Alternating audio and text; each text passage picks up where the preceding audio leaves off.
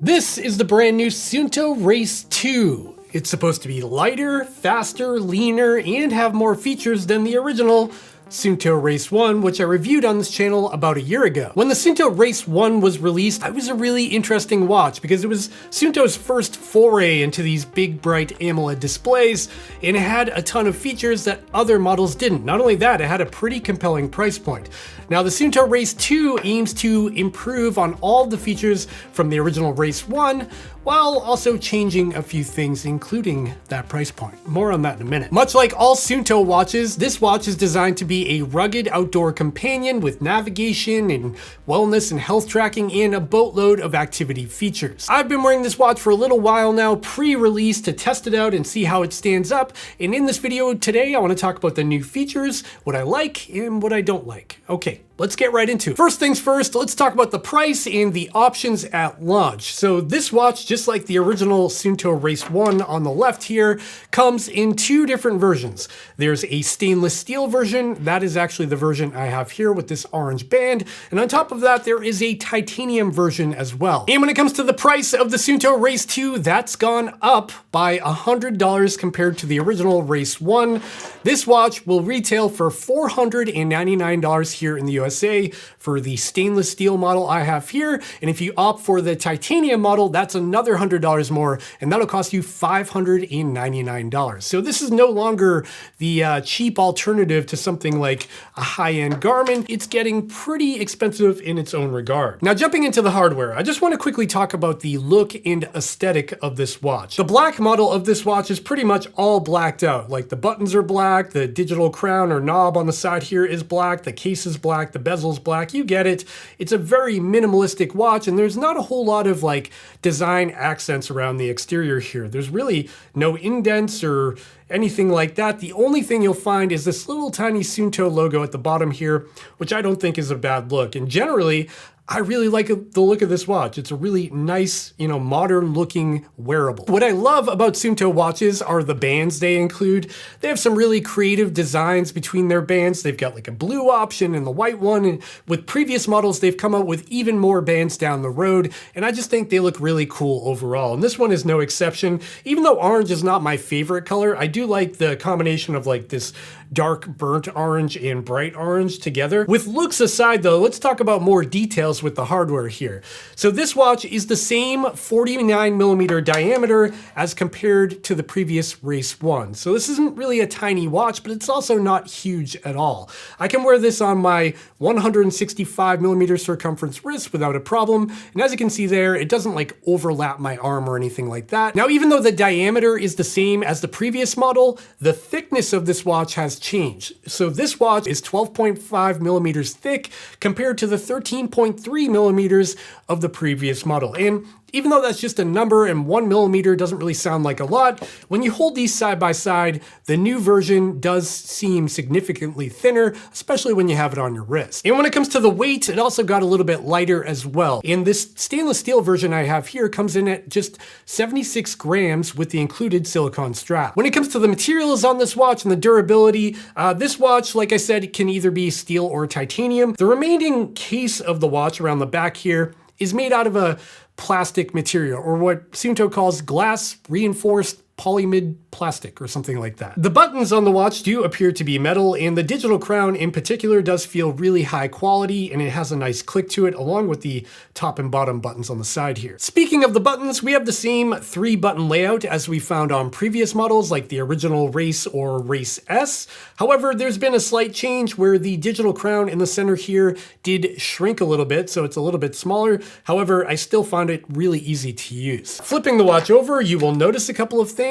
First up is the band. So this is a standard 22mm quick release style band, and it's got a nice big sort of knob thing on the back here that you can push down with your fingernail and disconnect it from the watch very easily if you want to swap it out with something else. The included silicone band also utilizes one of these little nub mechanisms on the end of it here, and that's used just to hold up the slack once you put it on your wrist.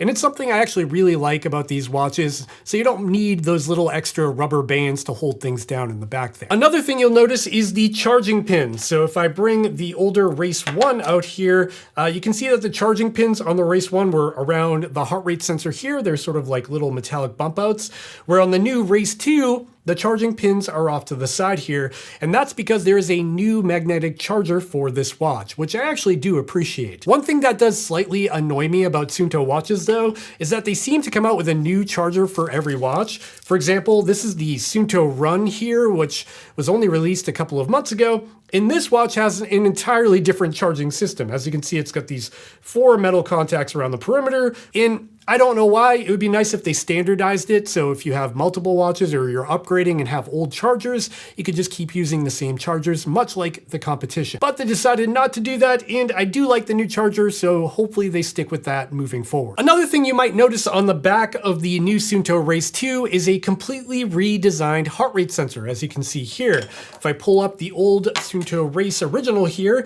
you can see that this watch had sort of a single LED cluster in the middle, with 2 light receivers around it.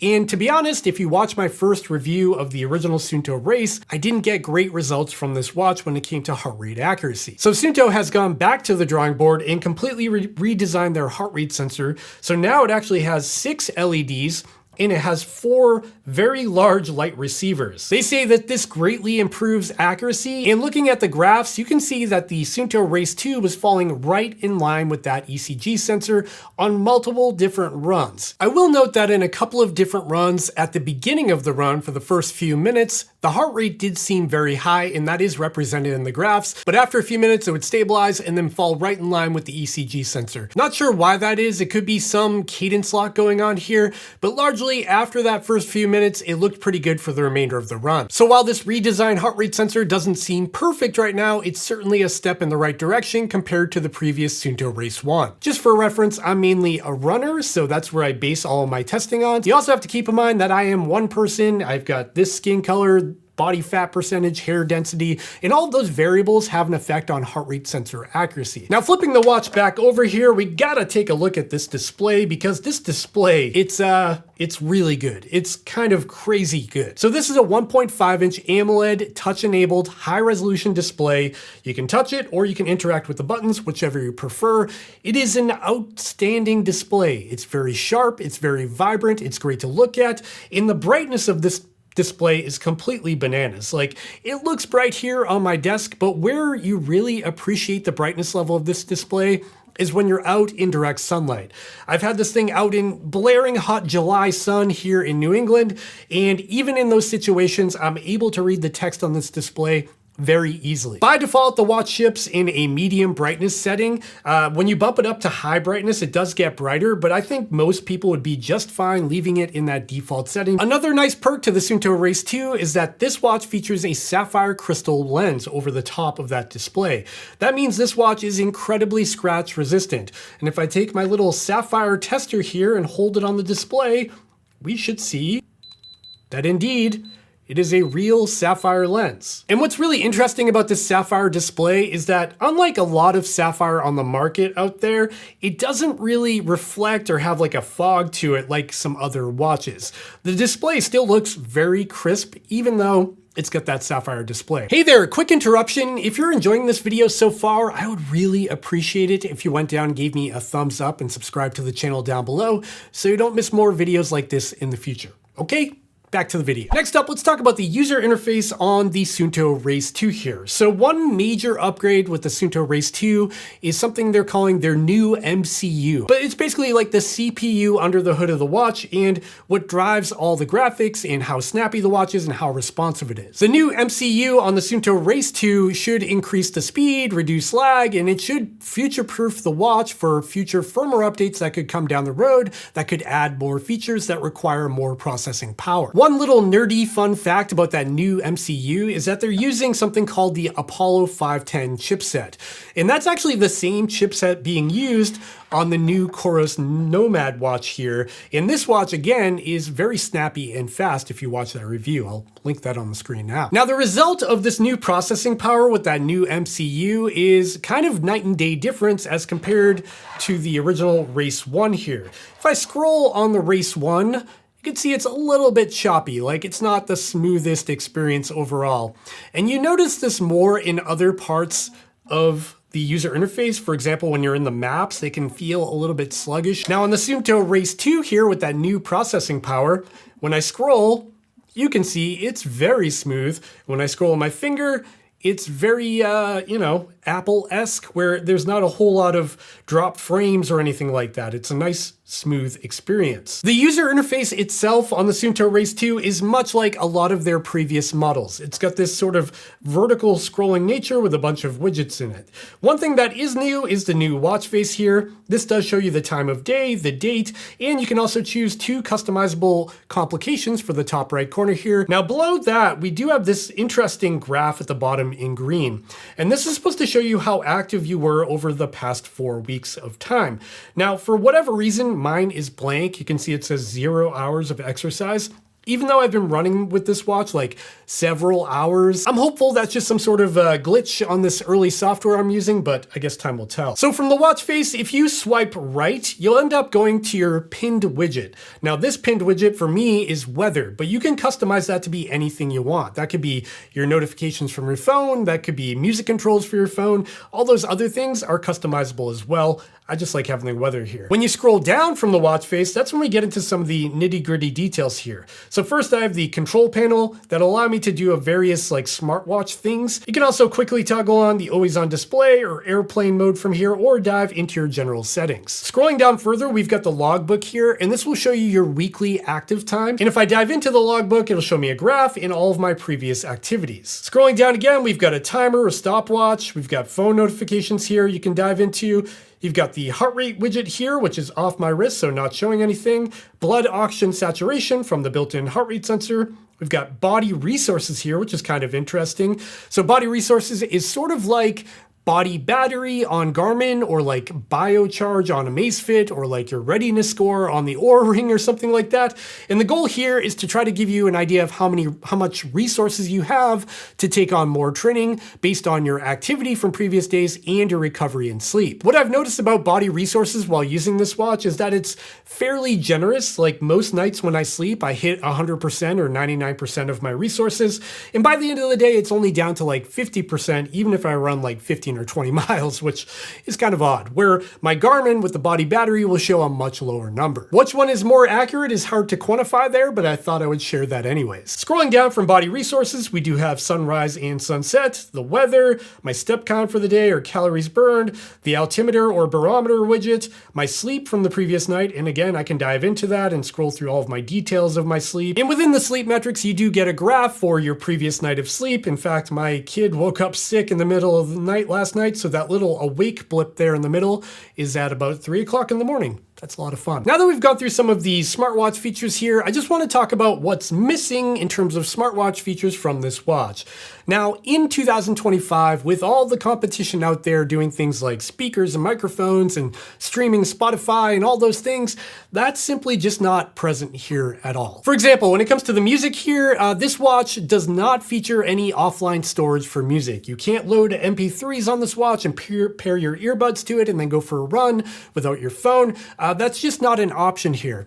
And I found that to be a little bit odd, because if we jump back to the Suunto Run here, which is like half the price of the Suunto Race 2 here, this watch does feature 4 gigabytes of offline music storage for playing back without your phone. And I'm not entirely sure what drove the decision to leave that out on the new Suunto Race 2, considering it is sort of their flagship watch. A couple of other things missing when it comes to being a smartwatch. One thing that drives me nuts is the lack of a palm to sleep option. And what I mean by that is if I look at my Garmin here and I don't want to see the OLED display, I can put my hand over it, take it away, and the watch goes to sleep and turns off the display. On the Suunto Race 2, that's not a thing. It just stays on no matter what I do with my hand here, and there's really no way to make the display turn off if it illuminates. So if you're in a dark environment and you light up this very bright display, you're gonna light up the room and you're gonna have to just cover it up until it goes back to sleep. These are just little things, I get that, and hopefully they can be added via firmware update, because that would make this watch much more functional in day-to-day life. And it should go without saying that this is mainly a sport watch, so you're not gonna find things like NFC or contactless payments or offline music storage or any of those things here. It's designed for training and outdoors activities. Now that I've mentioned outdoor activities, let's talk about that now. So if we swipe up from the watch face, we dive into the activity selection menu. And this watch has a boatload of activities to choose from. You get everything from the standard running, cycling, a cardio activity, dedicated multi-sport activities for triathlon. But on top of that, there are also very niche activities. You'll find things like roller skating, dancing, cyclocross, obstacle racing, and even parkour in here. I won't list them all. Now, when you do dive into activity, they are fully customizable. You can see here in this running activity, I've got data fields for distance, my heart rate, my pace, the elapsed time. If I click the button on the side here, we go into a split chart here. Clicking that again will bring me into the map view of my GPS activity. And then clicking that will bring me to my music controls here, so I can toggle my music on the fly. Now let's talk about navigation and mapping on the new Suunto Race 2.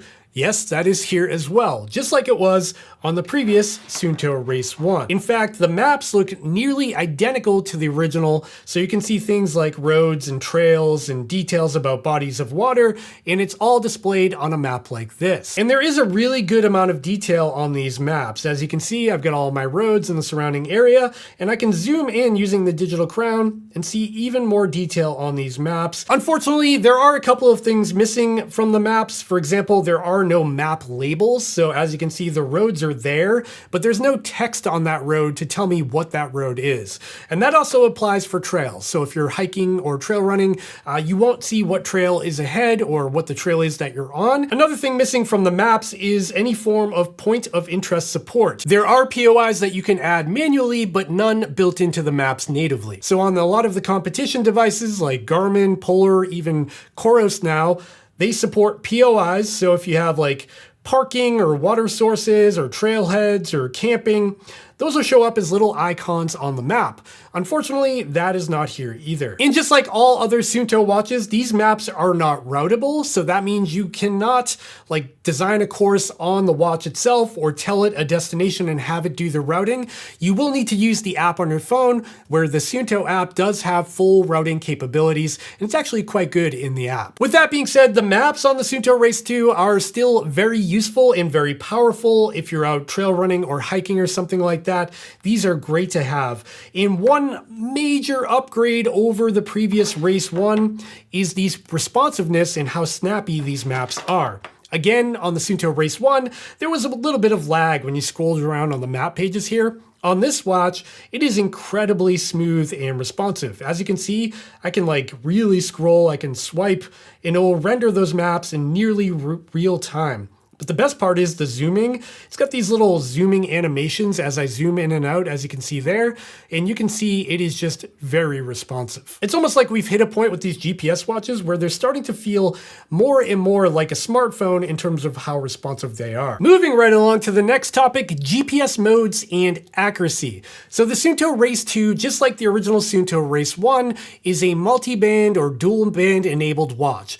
This means that this watch can triangulate your position from multiple satellites on 2 different frequencies simultaneously. This technology has become more and more common with these high-end watches, but it does mean that the Race 2 should be more accurate than a single band device, especially in challenging conditions like being in a canyon or in an inner city where there's skyscrapers all around you. Interestingly though, in the past, I never had an issue with Suunto watches when it came to accuracy.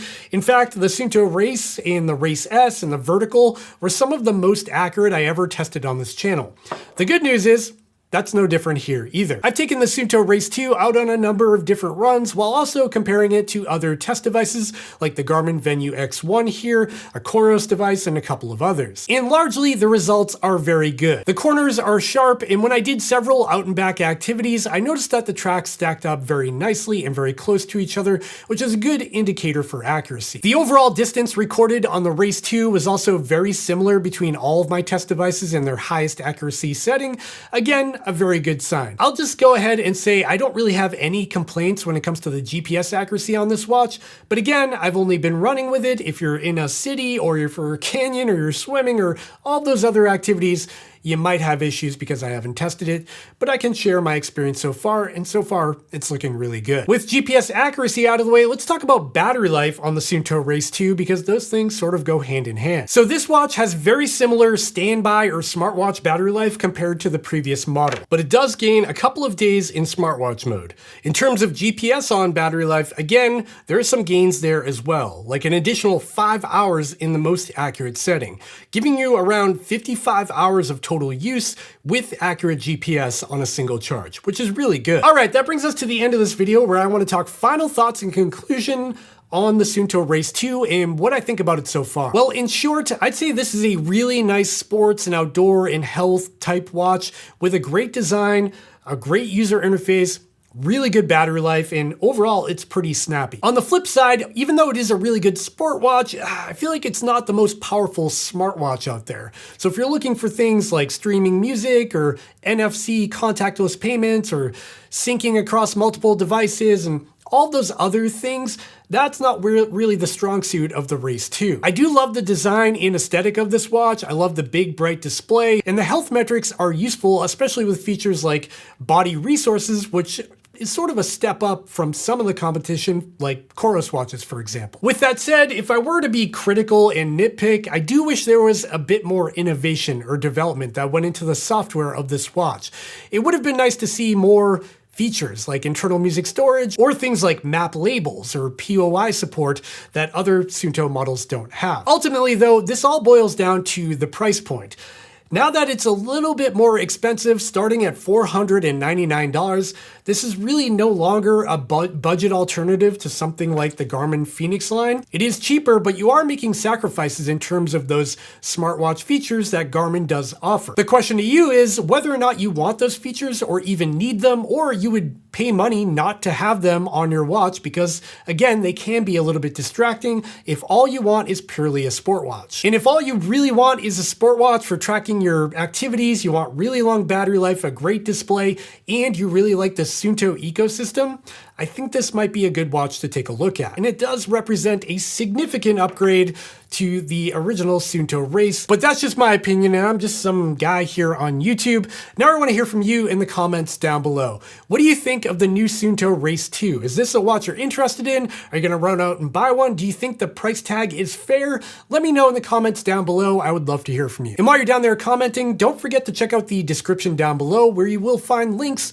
to the Suunto Race 2 along with all the other watches that I talked about in this video.